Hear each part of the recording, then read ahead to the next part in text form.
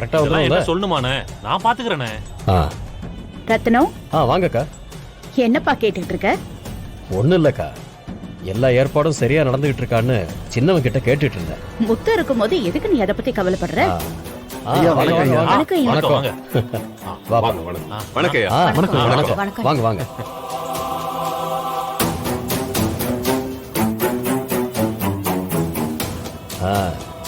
முத்தையா, ஐயா, என்ன கல்யாண ஏற்பாடெல்லாம் நல்லபடியா நடக்குதான்னு பார்க்க வந்தியா? ஐயோ ஐயா, அப்படியெல்லாம் ஒண்ணும் இல்லைங்க ஐயா. சீக்கிரம் ரெடி ஆயிட்டோம், அதான் வந்தோம். நீங்க தான் எல்லாத்தையும் பார்த்து பார்த்து பண்றீங்களே ஐயா, அப்புறம் என்னங்க ஐயா?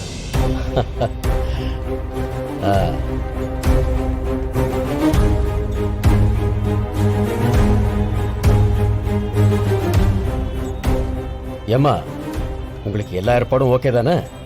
ஓகே தாங்க. ஆ.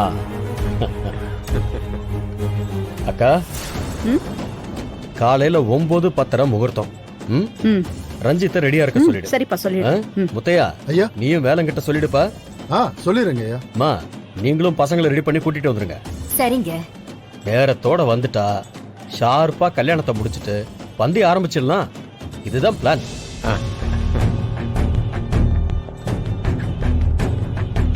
ஏன்னா ஆ?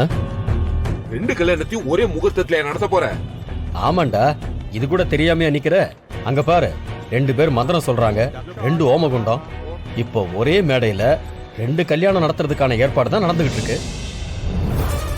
ஏங்கா, இவங்கிட்ட நீ எதுவும் சொல்லலையா? அதெல்லாம் நான் எதுவும் சொல்லலப்பா. ஏன்னா இதெல்லாம் உனக்கே நல்லா இருக்கானா? ஏதோ வேலை செய்யற பையன் மேல பாசமா இருக்கா, அதுக்காக அவனுடைய கல்யாணத்தை உன் செலவுல நடத்தி வைக்கிற. அதெல்லாம் சரிதான். ஆனா நம்ம பொண்ணு குறிச்ச முகூர்த்தத்துல அவங்க கல்யாணத்தையும் சேர்த்து நடத்தி வைக்கிறதெல்லாம் ரொம்ப ஓவர்ன.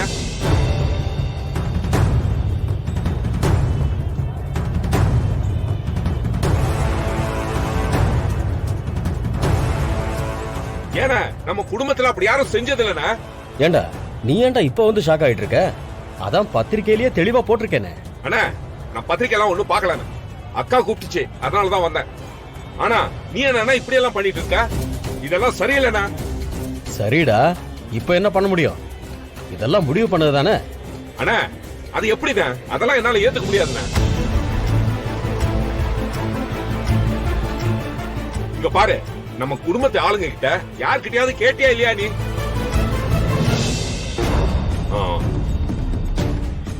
பெரியமா சொல்லுப்பா. வா, இங்க வா.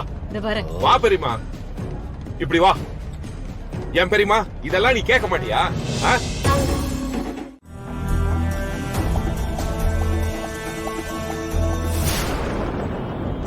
ஐயோ ஐயா, யோசிக்கிறத பார்த்தா ஏதோ தப்பா நடக்க போற மாதிரி தோணுது.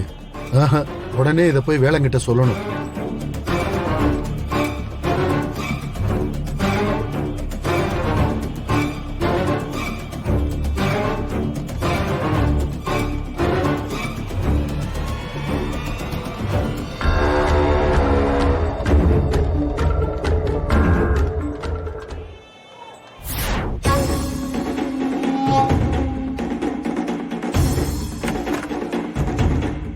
எப்பா வேலு, என்ன இவ்வளவு நேரம் தூங்கிட்டு இருக்கா? ஏய் எப்பா வேலு, வேலு, வேலு, எப்பா வேலு, எந்திரிப்பா. வேலு, வேலு, எப்பா என்னாச்சு? வேலு, ஐயோ,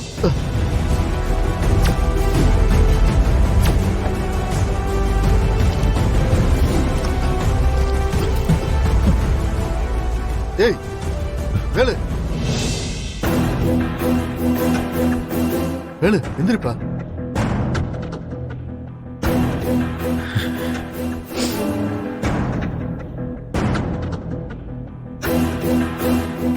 என்னாச்சு? ஏன் இப்படி தூங்குற? என்னப்பா நீ? மல்லி ரஞ்சித் கல்யாணத்தை நிறுத்துவான்னு பார்த்தா எந்த கவலையும் இல்லாம இவ்வளவு நேரம் தூங்கிட்டு இருக்க? அப்பா, நான் எப்படி இவ்வளவு நேரம் தூங்குனேன்னு எனக்கே தெரியலப்பா. ஏதோ மயக்கத்தில் எழுந்த மாதிரி இருக்கு. அட, என்னப்பா சொல்ற? உடம்புக்கு ஒண்ணு இல்லையே? இல்ல, அதெல்லாம் ஒண்ணும் இல்லப்பா. அதெல்லாம் நல்லா தான் இருக்கேன். ஆனா எப்படி இவ்வளவு நேரம் தூங்குனேன்னு எனக்கு தெரியலப்பா. ஒரே குழப்பமா இருக்குப்பா. சரி, அதெல்லாம் விடுப்பா. இப்ப நீ சீக்கிரம் கிளம்பி வா. அங்க எல்லாமே வேற மாதிரி போயிட்டு இருக்கு. 2 கல்யாணத்தையும் வெவ்வேறு முகூர்த்தத்துல நடத்துற மாதிரி பேசிட்டு இருக்காங்கப்பா. 2 கல்யாணத்தையும் வேற வேற முகூர்த்தத்தில் நடத்த போறாங்களா? ஆ, யாருப்பா இந்த முடிவு எடுத்தது?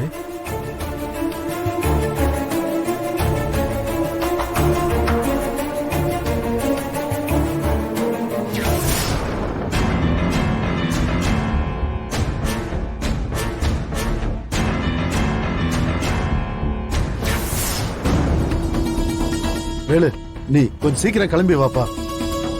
இல்லனா அந்த லிங்கமும் வேதநாயகியும் நம்ம ஐயாவோட மனசை மாத்தி முகூர்த்த நேரத்தை மாத்திடுவாங்கப்பா. அப்புறம் நம்மளால எதுவுமே பண்ண முடியாது வேலு. நீ வா, சீக்கிரம் வாப்பா. வா வா வா வா. அக்கா ஏன்க்கா இப்படி இருக்காரு அண்ணன்? அந்த வேளாண் கல்யாணத்துக்கு போய் இதுக்கு எல்லாத்துலயும் முன்னாடி நிக்கிறாரு இவரு. டேய் இதெல்லாம் எங்களுக்கு பழகி போச்சு. இனிமே ரத்தனத்தெல்லாம் மாத்த முடியாது. அந்த அளவுக்கு அவனுக்கு வேலை மேல பாசம் அதிகம். அதனால அவனை விட்டுடு. ஆமா மாமா, அதான் பிளான் படி வேலை கல்யாணத்தை முதல்ல நடக்க வச்சிட்டீங்கல்ல. அதுவே நமக்கு போதும், விடுங்க. வேலையை மட்டும் ரேணுகா கல்ச்சர் தாலி கட்டிட்டான்னு வைங்க, நம்மளுடைய எல்லா பிரச்சனையும் சால்வ் ஆயிடும். ரஞ்சித் இங்க பாரு, அப்படியெல்லாம் லேசுல விட்டுறாத. அந்த ஜானகி என்கிட்டயே சவால் விட்டுட்டு போயிருக்கான். அவ மண்டபத்துக்குள்ள வந்து என்ன பிளான் பண்ண போறானே தெரியல. உன் கல்யாணம் முடியிற வரைக்கும் அவளை சமாளிக்கணும். அப்பதான் நாம நினைச்சது நடக்கும்.